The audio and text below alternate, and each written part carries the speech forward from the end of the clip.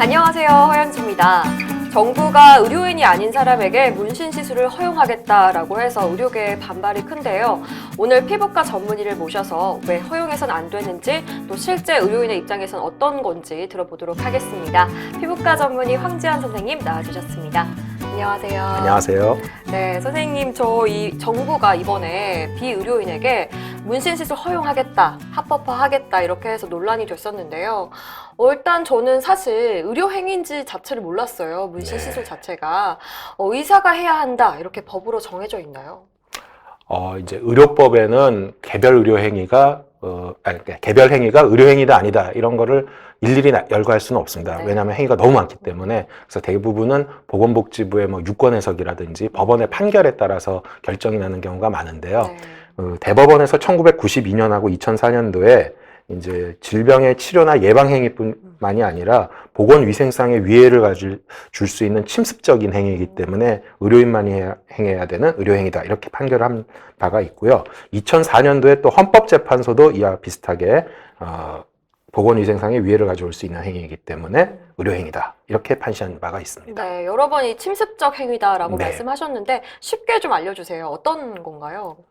문신 아시는 분은 아시겠지만 이제 예쁜 색소, 화학물질을 네. 바늘을 이용해서 피부 안에다가 주입을 하는 행위입니다. 네. 그렇기 때문에 이제 그 도중에 바늘로 찌르게 되어서 피부에 상처를 내고 피도 나고 통증도 유발되고 그래서 이 물질이 영구적으로 이제 피부에 남기 때문에 그래서 침습적인 행위라는 표현을 씁니다. 네, 실제로 이 피부에 상처를 내는 거기 때문에 감염이라든지 위생에 특히 조심을 해야 될 것 같아요. 네. 어떤 부작용이 있을까요? 일단은 염료 자체가 이제 의약품이 아니기 때문에 화학물질이라서 이 자체로 알레르기 반응이 나는 경우가 네. 있고요.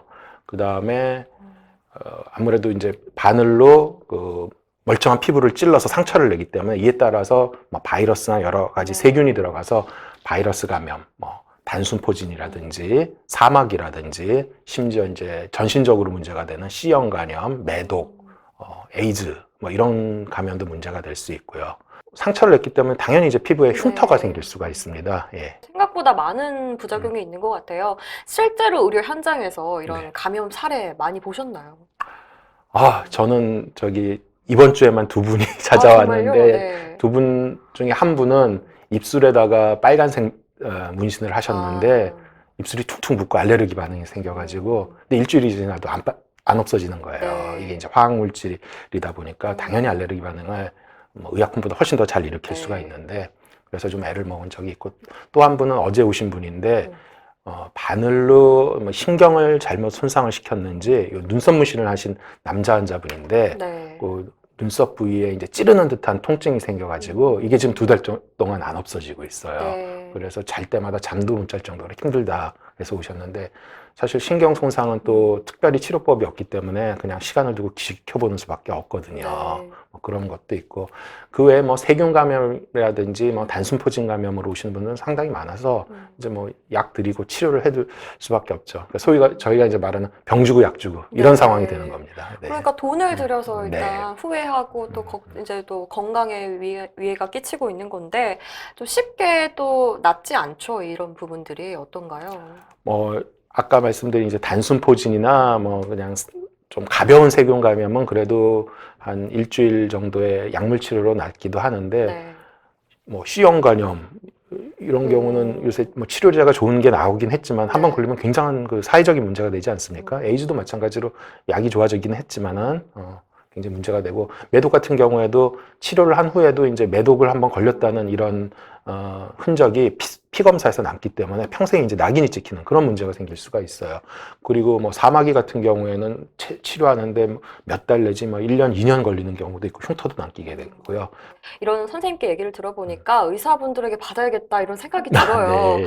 근데 주변에 불러보면 피부과에서 문신 시술을 하는 곳은 네. 찾아보기가 쉽지가 않은데 네. 왜 그런 걸까요? 문신이라는 것은 다른 의료행위와는 달리 다른 의료행위는 우리가 질병을 낫게 하거나 또는 신체를 좀 더 건강하게 만들기 위해서 침습적인 위험이 있지만은 그거를 감수하고 다른 목적을 이제 달성하기 위해서 하는 건데 문신은 남들한테 이뻐 보이려는 그 이유 외에는 네. 다른 이득이 없어요. 근데 거기에 따르는 위해는 너무 많단 말이죠. 네. 근데 문제 이제 패션이라는 말들을 많이 하시는데 우리가 패션이라면은 손쉽게 입고 벗고 이래야지 네. 패션이잖아요.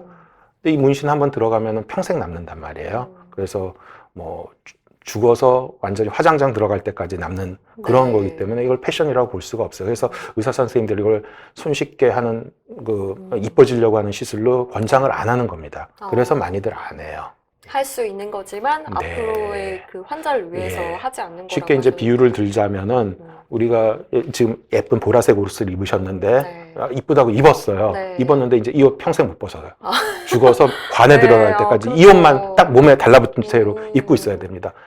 그러면 후회하는 분들이 정말 섬찟하죠. 많을 것 예, 같아요. 네. 이거는 내가 이 옷 한 번 입었는데 그- 앞으로 60년 동안 이 옷만 네, 몸에 붙인 그렇죠. 채로 입고 있어야 돼. 이거는 패션이 아닙니다. 그래서 굉장히 조심해서 심사숙고해서 생각을 해야 되는 겁니다. 네, 말씀하신 것처럼 일단 할 때도 고통이 네. 따르지만 제거하기가 정말 쉽지 네. 않아요. 제거 때문에 또 병원 오시는 분들 있을 것 같아요. 네. 어떤가요? 일단은 이제 뭐 저희 병원에도 많이 오시는데 가장 최근에 기억나는 분은 젊은 아가씨인데 이제 취직도 해야 되고 네. 결혼도 해야 되고 그런데 노출 부위 이 아래 팔 쪽에 했어요. 네. 그래서 이제 빼러 오셨고 여러 가지 사연들이 많습니다. 뭐 사진 보시면 알겠지만 어떤 이제 젊은 아가씨는 그 동방신기라는 네. 그룹 아시죠? 네, 그 펜이라 가지고 네. 여기 손등에 신기라고 한자로 문신을 했는데 네. 이제 면접도 봐야 되고 사회생활을 해야 되는데 손등에 있으니까 바로 보이는 거예요. 네, 그래서 아직 사회적으로 예, 좀 인식이 그래서 안 이제 좋아서. 한 번에 안 빠집니다. 막 피투성이가 돼서 뺐는데 피딱지가 지기 때문에 네. 여러 번 해서 색소는 다 뺐어요. 근데 흉터가 그대로 남았습니다. 잘 보시면 한자로 신기라고 이렇게 네. 보여요. 근데 그 과정도 되게 고통스럽죠, 선생님. 일단은 할 때 아프고요. 그 다음에 피가 많이 나서 보기 네. 아주 안 좋고 붓습니다.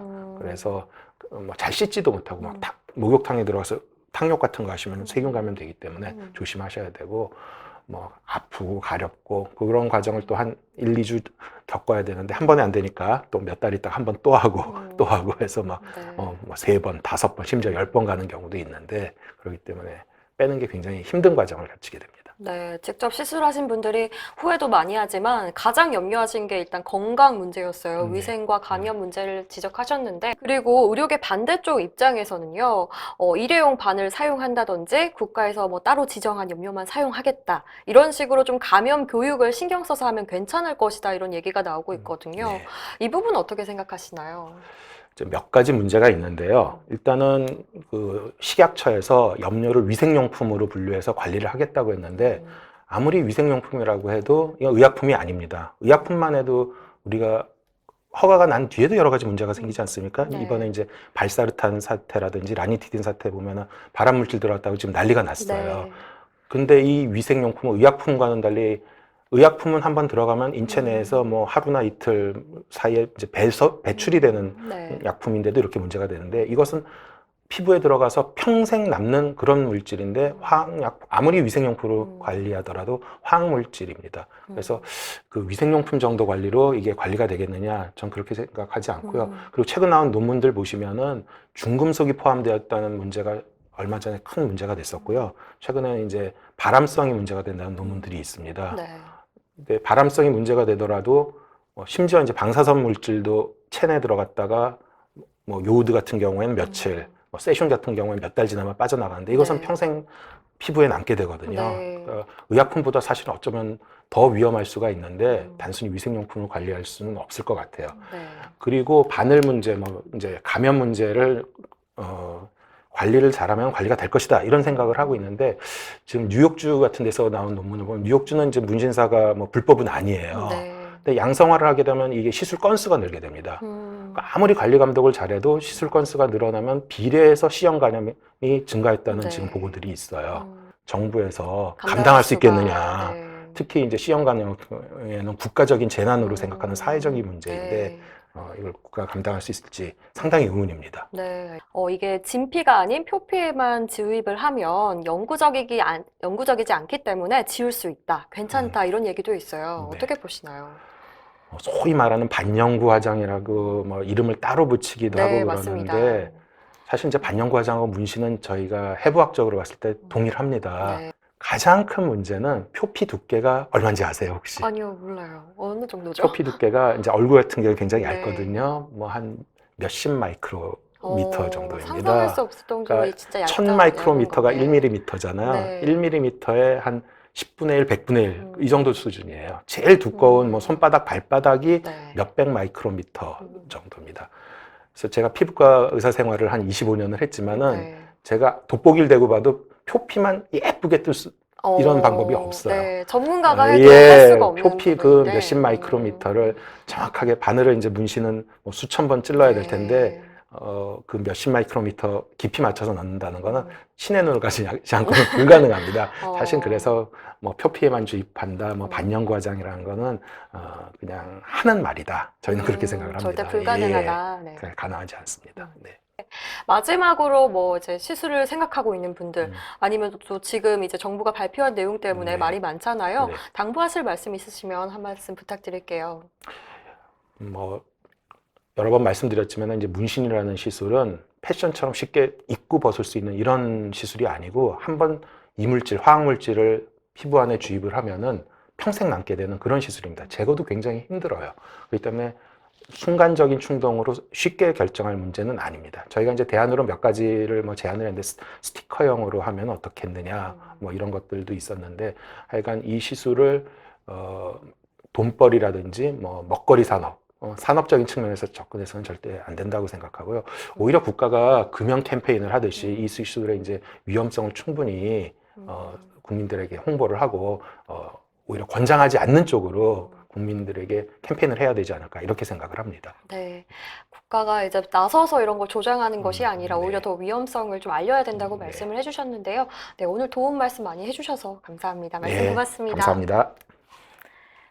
네, 문신 시술이 명백히 의료 행위인지 또 왜 그렇게 좀 주의가 필요한 것인지에 대해서 들어봤습니다. 감염과 위생 문제 때문에 특히 건강과 이렇게 직결되는 문제라서 의료계에서는 절대로 해서는 안 된다, 허용할 수 없다라는 입장을 확고히 알려주셨는데요.